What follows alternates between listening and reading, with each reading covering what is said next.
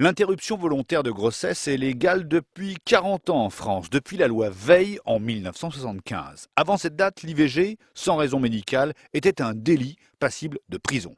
Et puis on s'en souvient peu, mais au départ, la loi Veil, elle est votée pour 5 ans. Finalement, elle sera pérennisée rapidement. Dans les premières années, de nombreux médecins refusaient de pratiquer l'IVG en invoquant la clause de conscience. Enfin, c'est en 1983 que l'IVG sera remboursée par la sécurité sociale. Aujourd'hui, que doit faire une femme pour avorter? D'abord, il y a une première consultation chez le médecin. La patiente explique son choix, recueille des informations. S'il ne pratique pas les IVG, le médecin remet une liste de spécialistes qui le font. Au bout d'une semaine minimum de réflexion, deuxième consultation pour décider de la méthode d'avortement. La patiente confirme la demande d'IVG par écrit. Le médecin lui remet une attestation. À noter que bientôt, le délai de réflexion d'une semaine sera supprimé. Il existe deux méthodes d'avortement. La méthode avec médicaments, elle se pratique jusqu'à la fin de la 7e semaine de grossesse. La patiente prend 2 médicaments. Le premier stoppe la grossesse. Le second, 2 ou 3 jours après, provoque l'expulsion de l'œuf.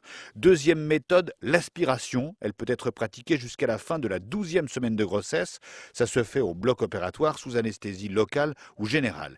Quelle que soit la méthode, 2 à 3 semaines après l'avortement, la patiente doit passer une consultation de contrôle pour vérifier qu'il n'y a pas de complications.